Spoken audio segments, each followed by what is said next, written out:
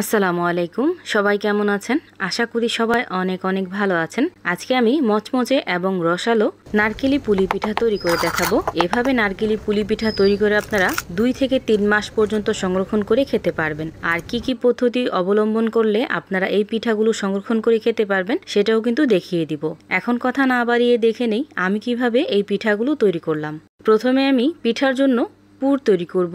এজন্য 5 চামচের মতো পুলার চাল নিয়ে নিলাম একটা হাঁড়িতে। এখন এই পুলার চালটাকে খুব ভালোভাবে ভেজে নিতে হবে। আর এই পুলার চালগুলো ভাজার সময় অবশ্যই চুলার আঁচটা বাড়িয়ে দিবেন, কোনোভাবে যেন লো হিটে না থাকে, তাহলে কিন্তু কড়কড়া হয়ে যাবে, ওই ক্ষেত্রে আর ভাজা হবে না। পুলার চালটা একদম পারফেক্টলি ভাজা হয়ে গেছে। এখন এই ভাজা চালটা একদম পরিপূর্ণ ঠান্ডা করে এইরকম সুজির মতো করে ব্লেন্ড করে নেব। আপনারা চাইলে পাটায় কিন্তু বেটে নিতে পারেন। আমি ব্লেন্ডারে এইভাবে গুঁড়ো করে নিলাম। এখন একটা ফ্রাই প্যানে দিয়ে দিব একটা নারকেল কোড়া, দিয়ে দিব হাফ কাপ পরিমাণ চিনি, দিয়ে দিলাম গোটা গরম মশলা। এখন সবকিছু খুব ভালো করে একটু মিশিয়ে নিতে হবে। অবশ্যই এই নারকেলের পুরটা তৈরি করার সময় চিনির পরিমাণটা একটু বেশি দিবেন, কারণ এখানে পোলার চালের গুঁড়িটা এখানে ব্যবহার করব। আবার এই পিঠাটা সংরক্ষণ করতেও সুবিধা হবে। চিনিতে এই নারকেলের মিশ্রণটা এতটা শক্ত হয়ে যাবে, যার কারণে পিঠাগুলো কিন্তু দীর্ঘদিন পর্যন্ত সংরক্ষণ করতে পারবেন, একদমই নষ্ট হবে না।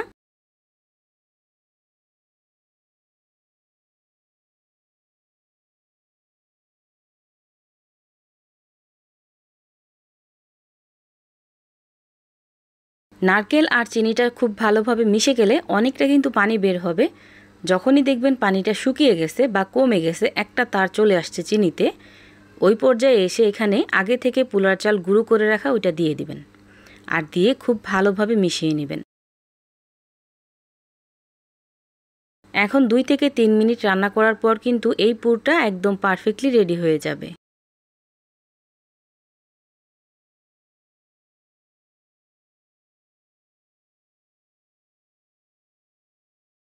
নারকেলের এই পুরটা কিন্তু একদম পারফেক্টলি রেডি হয়ে গেছে।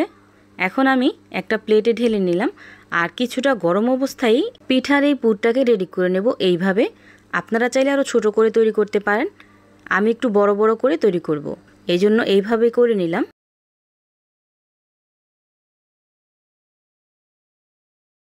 এভাবে আমি সবগুলো নারকেলের পুর তৈরি করে নিছি। আর ঠান্ডা হওয়ার পর এই পুরগুলো কিন্তু অনেক বেশি শক্ত হয়ে যাবে। এখন আমি পিঠার জন্য আটার ডো তৈরি করে নেব। এই জন্য একটা হাঁড়িতে 1 কাপ পরিমাণ পানি দিয়ে দিলাম পরিমাণ মতো লবণ, আর দিয়ে দিলাম 3 থেকে 4 চামচ পরিমাণ রান্নার সাদা তেল। তেলটা দিলে আটার ডোটা অনেকটাই সফট হবে। যখনই খুব ভালোভাবে বলক চলে আসবে, ওই পর্যায়ে এসে এখানে আমি 1 কাপ পরিমাণ আটা দিয়ে দিব।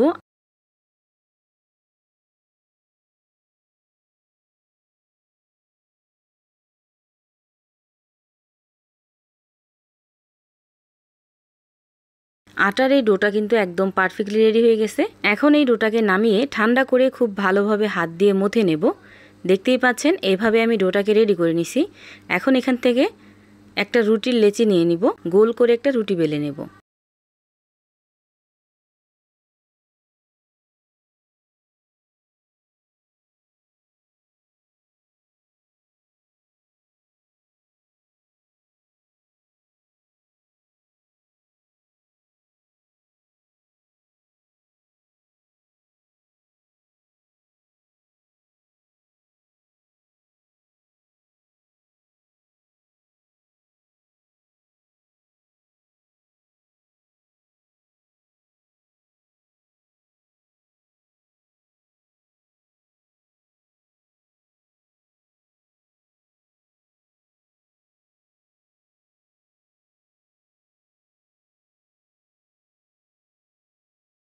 রুটিটা আমি এইভাবে বেলে নিছি, আর কতটা পাতলা করছি দেখে নিশ্চয়ই বুঝতে পারতেছেন। ঠিক এইভাবে রুটিটা বানিয়ে নেবেন। এখন আমি পিঠাগুলো বানিয়ে নিব।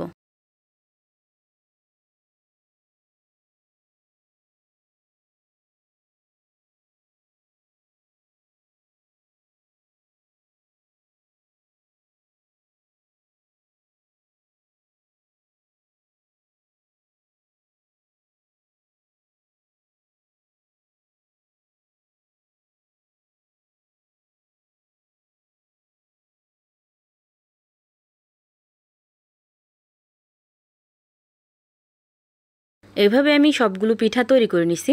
একটা নারকেল দিয়ে প্রায় 16টার মতো পিঠা হয়েছে বড় বড়। আপনারা চাইলে ছোট ছোট করে অনেকগুলো পিঠাও কিন্তু তৈরি করে নিতে পারেন। এখন এই পিঠাগুলো আমি তেলে ভেজে নেব। এই জন্য একটা হাঁড়িতে পর্যাপ্ত পরিমাণ তেল দিয়ে দিলাম। আর তেলটা যখন কিছুটা গরম হয়ে যাবে ওই পর্যায়ে আমি পিঠাগুলো দিয়ে দিলাম। একেবারে বেশি গরম তেলে দিতে যাবেন না, তাহলে কিন্তু পিঠাগুলো উপর থেকে পুড়ে যাবে, ভিতরে মচমচে হবে না। এই জন্য চুলার আঁচটা মিডিয়ামে রেখে এই পিঠাগুলো ভেজে নিতে হবে। পিঠাগুলো দেওয়ার 1 থেকে 2 মিনিট পর চুলার আঁচটা মাঝারি আঁচে দিয়ে দিবেন। আর মাঝারি আঁচে দেওয়ার পরে যখন এক পাশ খুব ভালোভাবে হয়ে যাবে ওই পর্যায়ে এসে উল্টিয়ে দিবেন। ভাজার সময় দেখা যায় 2-1টা পিঠা ভাঙতে পারে, কোনো সমস্যা নাই, একবারে কিন্তু খুলে কিছু বের হয়ে যাবে না। দেখেই নিশ্চয়ই বুঝতে পারতেছেন। এখন আমি মচমচে করে ভেজে নেব।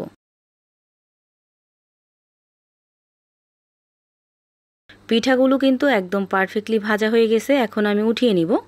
অবশ্যই পিঠাগুলো ভাজার সময় চুলার আঁচটা মিডিয়াম টু হাই হিটে রাখবেন, এতে করে পিঠাগুলো একদম ক্রিস্পি হবে ভিতর পর্যন্ত। আর এই পিঠাগুলো কিন্তু নষ্ট হবে না। চাইলে আপনারা এভাবে পিঠা বানিয়ে বিদেশেও কিন্তু দিতে পারেন, তারা রেখে 2 থেকে 3 মাসও খেতে পারবে। একইভাবে আমি সবগুলো পিঠা ভেজে নিব। এভাবে আমি সবগুলো পিঠা বানিয়ে নিছি। আর এই তো দেখতেই পাচ্ছেন পিঠাগুলো কতটা পারফেক্ট হয়েছে, মাশাআল্লাহ।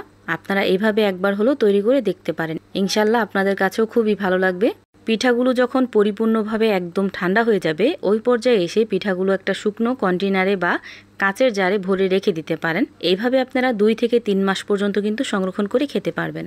এখন আমি একটা পিঠা আপনাদেরকে ভেঙে দেখাচ্ছি যে কতটা পারফেক্ট হয়েছে। একদম মুচমুচে আর ভিতর থেকে একদম রসালো। ভিডিওটা ভালো লাগলে লাইক, কমেন্ট অ্যান্ড শেয়ার করতে ভুলবেন না। সবাই ভালো থাকবেন, সুস্থ থাকবেন। আল্লাহ হাফেজ।